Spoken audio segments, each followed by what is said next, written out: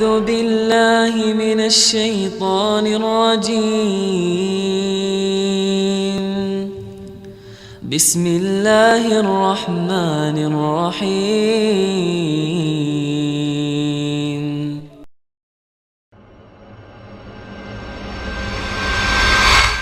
Akidah salaf, maka akidah satu dari kurun demi kurun karena sumbernya sama Al-Quran dan Sunnah dan perkataan para salaf. Oleh karenanya di antara keistimewaan akidah salaf, ya, bahwasanya dengan kita bersandar kepada akidah salaf, seharusnya kaum muslimin akan bersatu. Para duat akan bersatu. Kita tidak bicara masalah fikih khilaf panjang lebar. Sejak zaman sahabat sudah terjadi khilaf masalah fikih, masalah akidah tidak. Ya, masalah akidah tidak. Oleh karenanya waktu Ibnu Taimiyah ditanya, "Kenapa tulisan Anda semua fokus tentang masalah akidah?" Kata Ibnu Taimiyah rahimahullah taala, adapun masalah fikih, kalau khilaf tidak ada masalah selama tidak menyelisih ijma', tidak boleh seorang disesatkan. Selama tidak menyelisih apa? Ijma'. Ini perkata Ibnu Taimiyah rahimahullah taala. Selama tidak menyelisih ijma', maka tidak boleh seorang disesatkan. Tetapi kalau akidah maka mengantarkan kepada kesesatan. Penyimpangan dalam masalah akidah mengantarkan kepada kesesatan. Oleh karenanya kita lihat Syekhul Islam Ibnu Taimiyah rahimahullah taala, kebanyakan buku-bukunya tentang akidah. Dan semua ahlul bidah di zamannya dia bantah. Dan dia sudah berazam akan hal tersebut. Dia bantah Nasara dalam bukunya Al-Jawabus Sahih liman baddala dinal Masih. 6 jilid ya. Bantah Nasara berapa jilid? 6 jilid. Dia bantah Rafidhah dalam kitabnya Minhajus Sunnah Nabawiyah 9 jilid, tebal begini ya. Kita baca judulnya saja capek, apalagi baca fahrosnya, catatan apa? Fahros ya. Daftar isi sudah capek, apalagi baca isinya. Ada lagi beliau tulis Dar'ut Ta'arudil Aql wan Naql. Menolak ya orang yang mempertentangkan antara akal dan dalil. Beliau tulis kalau tidak salah 11 jilid. Kata orang kalau baca buku itu isinya filsafat, bantah filsafat dan macam-macam, cepat tua ya. Karena beratnya buku tersebut ya. Kemudian seluruh buku-buku beliau, Iqtida' Shiratal Mustaqim, Mukhalafat Ashabil Jahim dan buku-buku yang lain ya seperti Bayan Talbis Jahmiyah. Beliau bantah Razi ya dalam kitabnya Aslul Taqdis, sekarang dicetak 8 jilid. Bayan Talbis Jahmiyah ya. Ini tentang syubhat-syubhat masalah asma wa sifat. 8 jilid. Subhanallah. Belum buku-buku yang lain ya. Meskipun beliau dikatakan tidak begitu perhatian terhadap fikih, tapi ternyata pendapat beliau tentang fikih sangat banyak. Sampai Majmu' Fatawa 36 jilid, kebanyakan tentang fikih. Ya, itu padahal kata beliau saya tidak terlalu perhatian sama fikih, tapi ternyata perkataan beliau tentang fikih juga sangat banyak. Intinya di antara keistimewaan akidah salaf bahwasanya akidah tersebut sumbernya sama ya Al-Qur'an dan Sunnah dan perkataan para salaf, para sahabat ya. Adapun ra'yu, pendapat, akal, maka ini ditinggalkan seluruhnya. Kalau kita menjadikan akal sebagai sumber akidah, maka akal siapa yang mau dijadikan sumber akidah? Seandainya akal semua orang cuma satu, mungkin boleh dijadikan sumber akidah. Itu pun tidak boleh. Apalagi kalau akal ternyata al-uqul mutafawitah, akal itu bertingkat-tingkat. Kemudian dengan kita menjadikan berpegang kepada akidah as-salaf ya, akidah Ahlus Sunnah wal Jamaah, maka kita akan menggabungkan Al-Qur'an dan Sunnah. Ya, karena setiap kita baca masalah akidah dalilnya apa? Al-Qur'an dan Sunnah. Beda kalau kita baca Ahlul Bidah, dia bikin statement tidak ada dalilnya. Terkadang dia bikin statement dalilnya Al-Qur'an dan Sunnah, dia takwil semua. Oh ini maksudnya bukan begini. Oh maksudnya bukan begini. Oh maksudnya bukan begini. Akhirnya kita jadi ini kok begini? Dalil kok diginikan semuanya ya. Contoh sederhana. Dalil-dalil tentang Allah di atas sangat banyak ya. Alfu dalil kata 1000 dalil kata Ibnul Qayyim, bal alfani bahkan 2000 dalil tentang Allah di atas, terlalu banyak. Nah, kalau ini semua harus ditakwil, bagaimana penggabungan dia terhadap dalil? Ini 1000 dalil kita mau takwil semua. Oh bukan maksudnya bukan begini. Oh ini maksudnya bukan begini. Oh maksud Nabi bukan begini. Oh maksud Allah bukan begini. Sampai kapan kita mau begitu? Mana penggabungan dia terhadap Al-Qur'an dan Sunnah? Mana firman Allah Subhanahu wa taala, "Fa in tanaza'tum fi syai'in faruddu ila Allahi war Rasul." Kalau kalian berselisih tentang suatu, kembalikan kepada Allah dan Rasulnya. Sementara ada 1000 dalil depan kita, semuanya kita takwil. Oh maksudnya bukan begini. Oh maksudnya bukan begini. Oh maksudnya bukan begini. Sementara Nabi tidak pernah mentakwil. Nabi berbicara Allah di atas di hadapan para sahabat, bahkan ada banyak orang Arab Badui dan mereka tidak bertanya-tanya dan Nabi tidak pernah menjelaskan takwil tersebut. Oleh karenanya orang yang pelajari akidah Ahlussunnah maka dia akan mengagungkan dalil Al-Qur'an dan sunnah Nabi sallallahu alaihi wasallam. Dan dia tahu bahwasanya akal harus tunduk kepada dalil tersebut. Kemudian juga yang ketiga, dia akan mengagungkan para salafus saleh. Karena dalil dari akidah Ahlussunnah wal Jamaah selain Al-Qur'an dan sunnah juga perkataan para salaf. Kita akan dapati akidah ditulis Imam Bukhari, akidah ditulis oleh Imam Ahmad, akidah ditulis oleh para salaf yang lainnya, ya. Oleh murid Syafi'i misalnya Al-Muzani, sehingga kita melihat ini akidah yang sangat luar biasa ditulis oleh para ulama terdahulu yang mensarikan dari Al-Quran dan Sunnah, mereka tuangkan dalam akidah mereka yang mereka tulis, sehingga mau tidak mau kita mengagungkan mereka karena kita tahu silsilah akidah kita ambil dari mereka ke Al-Quran dan Sunnah, dari sahabat, kemudian dari Nabi sallallahu alaihi wasallam, dari Al-Quranul Karim, ya. Tetapi kalau kita sudah tidak berpegang dengan akidah salaf, maka salaf ngomong gini, kita pendapat lain. Ya, imam ini bilang begini, kita milih pendapat yang lain, sehingga pengagungan terhadap sahabat, terhadap para salaf menjadi berkurang. Ya. Dengan meyakini akidah salafus saleh membuat kita mengagungkan dan mengikatkan diri kita dengan para sahabat. Ibnu Mas'ud berkata radhiyallahu taala anhu, "Innallaha nadhara fi qulubil ibad." Sungguhnya Allah melihat kepada hati-hati manusia. Fa wajada qalba Muhammadin khaira qulubil ibad. Maka Allah mendapati hatinya Nabi Muhammad sallallahu alaihi wasallam adalah hati yang terbaik. Fastafahu li nafsihi, maka Allah pilih Muhammad untuk dirinya. Fabta'athahu bi risalatihi. Allah kirim Nabi Rasulullah sallallahu dengan risalah, yaitu Al-Qur'anul Karim, dan diangkat menjadi rasul. Summa nazara fi qulubil ibad ba'da qalbi Muhammad. Kemudian Allah melihat kepada hati-hati manusia setelah hatinya Muhammad sallallahu alaihi wasallam.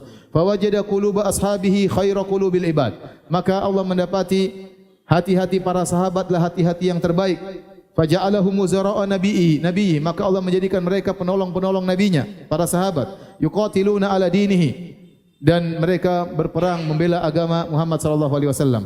Fama ra'al muslimuna hasanan fahuwa indallahi hasan, maka apa yang dilihat oleh kaum muslimin itu para sahabat sesuatu yang baik, maka di sisi Allah juga baik. Wa ma ra'ahu sayyi'an fahuwa indallahi sayyi', dan apa yang dilihat oleh para sahabat suatu keburukan, maka itu adalah yang buruk juga di sisi Allah Subhanahu wa taala. Ibnu Umar juga berkata, "Man kana mustannan falyastanna biman qad mad." Barang siapa yang ingin meneladani, maka teladanilah orang yang sudah meninggal dunia. Ulaika ashabu Muhammadin sallallahu alaihi wasallam, kanu khairu hadhil ummah. Mereka itulah para sahabat Nabi sallallahu alaihi wasallam, umat terbaik. Abarraha quluban wa amaqaha ilman. Mereka hati mereka yang terbaik, ilmu mereka terdalam, paling dalam ilmu mereka. Wa aqallaha takallufan, tidak menyulit-nyulitkan diri dalam beragama. Ya, tidak menyulit-nyulitkan diri dalam beragama. Sesuatu yang tidak dibahas enggak usah dibahas, sesuatu yang tidak perlu dalami, masalah-masalah yang detail yang ternyata tidak dibahas oleh syariat, mereka menjauhi hal ini semua. Qaumun ikhtarahumullah li suhbati Nabi sallallahu alaihi wasallam wa naqala dinahu wa naqli dinihi. Allah memilih mereka untuk menemani Nabi sallallahu alaihi wasallam dan untuk menukil, ya, agama Nabi sallallahu alaihi wasallam. Fatashabbahu bi akhlaqihim, maka tirulah akhlak mereka. Fahum ashabu Muhammadin sallallahu alaihi wasallam, kanu alal hudal mustaqim. Mereka adalah sahabat Nabi sallallahu alaihi wasallam dan mereka di atas jalan yang lurus. Wallahi rabbil Ka'bah, demi Allah sang penguasa Ka'bah. Jadi sederhana, ya. Oleh karena tatkala ada seorang mengingkari bahwasanya Allah Subhanahu wa taala turun langit ke dunia, maka seorang salaf berkata, "Dari mana kau datangkan akidahmu, ya, bahwasanya Allah tidak turun ke langit dunia? Adapun kami, maka kami meriwayatkan hadis ini dari fulan, dari sahabat dari Nabi sallallahu alaihi wasallam. Maka akidahmu dari mana?" Maka kalau ada orang bilang, misalnya Allah tidak di atas, bilang akidahmu dari mana? Sebutkan salafmu bahwasanya Allah tidak di atas. Sebutkan salafmu. Siapa salafnya? Paling ujung-ujungnya kepada Jahm bin Safwan. Ujung-ujungnya kepada tokoh Mu'tazilah. Adapun ke sahabat tidak mungkin. Mereka dapatkan sahabat menolak Allah di atas. Paham? Ya. Lihat akidah mereka. Mereka mengatakan Allah Subhanahu wa taala berbuat tanpa hikmah. Kita orang awam, Allah berbuat pasti ada hikmahnya. Sederhana atau tidak? Sederhana. Ya. Ini saya lanjutkan lagi. Di antara keistimewaan akidah Ahlussunnah, akidah yang mudah. Akidah yang mudah dan berjalan dengan fitrah manusia. Saya sebutkan contoh akidah mereka yang tidak sesuai dengan fitrah manusia. Contoh, mereka menolak Allah di atas. Padahal kita betapa banyak orang mengatakan serahkan kepada yang di atas. Mudah sekali. Tidak ada saya pernah mendengar seorang pun berkata, kita serahkan kepada yang di mana-mana. Enggak ada. Ya. Kalau yang di mana-mana sudah memutuskan, enggak ada yang bilang begitu. Enggak ada. Apalagi mengatakan kalau yang tidak di atas dan tidak di bawah dan tidak di mana-mana memutuskan, enggak ada. Semuanya mengatakan kalau yang di atas sudah memutuskan. Fitrah mereka bahwasanya Allah di atas sesuai dengan akidah Ahlussunnah wal Jamaah. Contoh betapa sering kita berkata, ini sudah hikmah Allah. Allah berkehendak demikian, pasti ada hikmahnya. Sementara akidah Asy'ariyah menolak adanya hikmah. Tidak ada hikmah, Allah berbuat tanpa hikmah.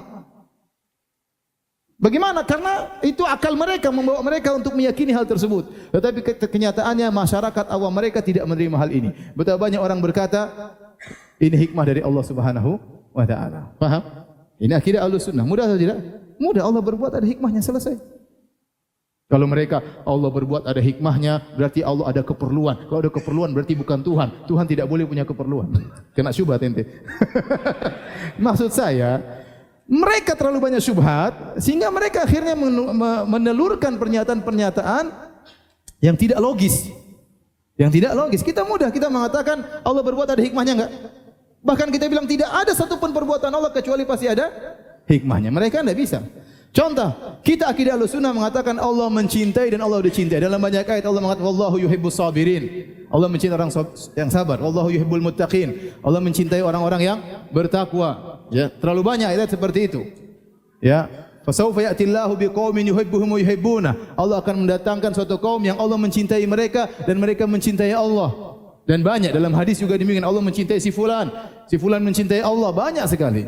Mereka kata mereka tidak boleh kita bilang Allah mencintai dan Allah tidak bisa dicintai dan tidak bisa mencintai. Itu keyakinan mereka. Secara teori mereka mengatakan demikian, tetapi kebanyakan orang awam mereka tidak ngerti akan hal ini. Sehingga mereka dengan biasa berkata, Allah masih cinta sama kita. Allah masih sayang sama kita. Banyak enggak orang bilang begitu? Banyak. Saya cinta kepada Allah. Saya sayang sama Allah. Subhanallah. Fitrah mereka masih berbicara dengan sesuai dengan akidah Ahlussunnah wal Jamaah. Tapi kalau antum masuk detail dalam akidah mereka, itu tidak boleh mengatakan demikian. Haram ente mengatakan demikian. Tasbih ente mengatakan demikian. Berarti ente mentajisimkan Allah Subhanahu wa taala.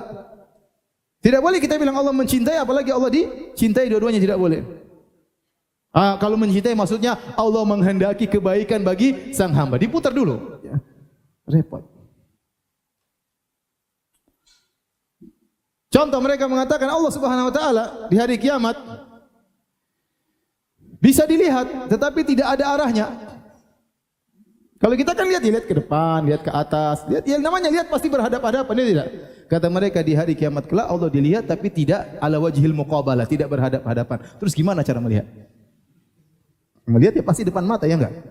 Ada enggak ngelihat enggak di depan mata? Kata mereka enggak boleh. Kalau ente bilang Allah dilihat depan mata berarti Allah berarah. Kalau Allah berarah berarti mujassimah.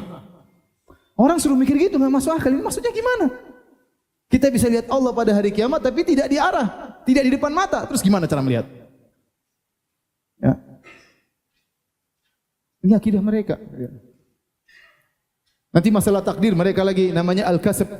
Ya, dan banyak ya. Artinya maksud saya, akidah Ahlussunnah itu mudah. Dan Nabi SAW sampaikan di hadapan para sahabat, di hadapan orang awam, di hadapan orang Arab Badui. Dan mereka paham dengan mudah. Tidak jelimet, tidak susah. Tapi kalau antum ambil misalnya buku Asy'ariyah antum baca setengah mati antum untuk pahami. Saya tantang ente ambil buku Asy'ariyah ente baca. Berat. Ini maksudnya gimana?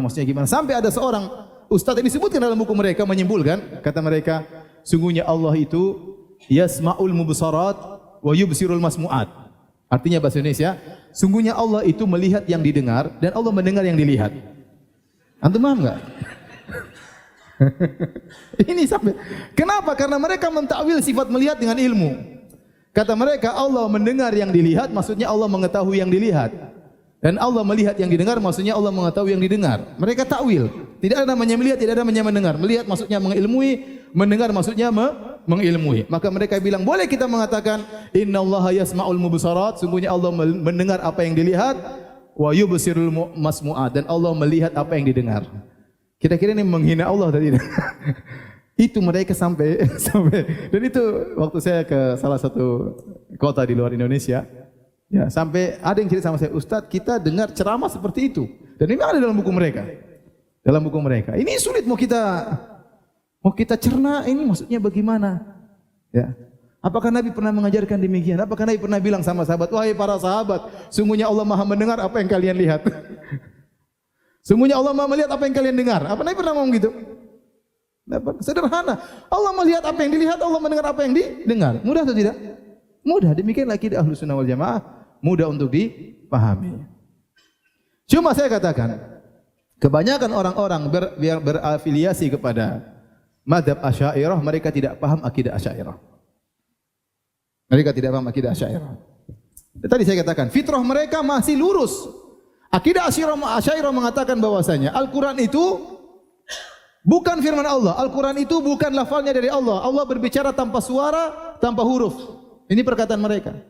Tidak boleh Anda mengatakan Allah berbicara dengan suara dan huruf. Allah itu berbicara tanpa suara dan tanpa huruf. Kalau gitu Al-Quran ini apa? Itu bukan pembicaraan Allah. Itu adalah ungkapan dari semacam bahasa jiwa Allah Subhanahu wa taala yang diungkap oleh malaikat Jibril atau diungkap oleh Muhammad, tapi itu bukan firman Allah Subhanahu wa taala.